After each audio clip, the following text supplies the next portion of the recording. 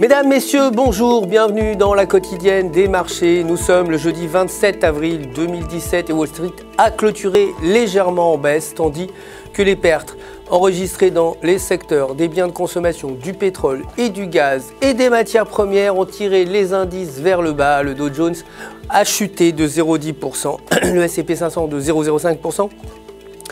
Et le Nasdaq a également reculé de 0,01%.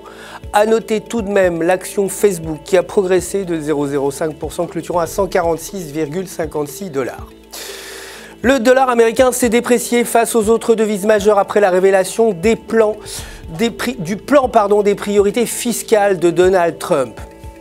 Aujourd'hui, les commandes de biens durables sont attendues à 0,4% contre 0,5% et les demandes d'allocation de chômage attendues à 241 000 contre 244 000 précédemment.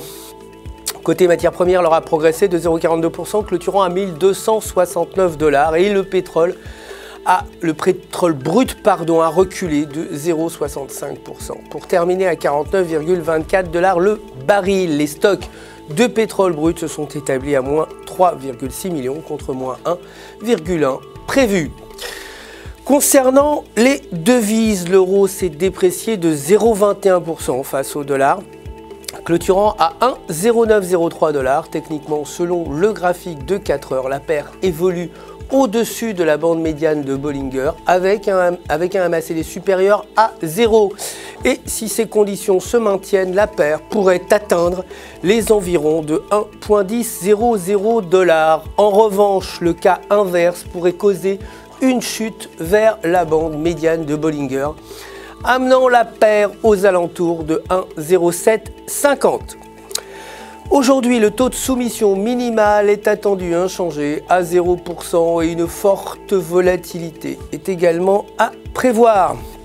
Enfin, la livre sterling s'est appréciée de 0,37% face au dollar, clôturant à 1,2841 $.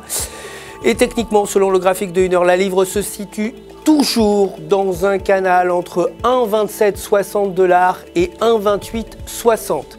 Si elle franchit cette ligne avec un RSI supérieur à 50, la livre pourrait atteindre les alentours de 1,2900 $. En revanche, un repli sous la phase inférieure du canal entraînerait une baisse de 1,2600 $.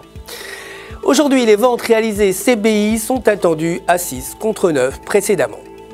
C'est la fin du flash. Merci de nous avoir suivis. Je vous retrouve très bientôt pour la suite de l'actualité des marchés du FX. En attendant, restez toujours connectés sur www.mfx.com pour tout votre trading et pour retrouver votre gestionnaire de compte personnel. Tout FX se joint à moi pour vous souhaiter une excellente journée sur les marchés.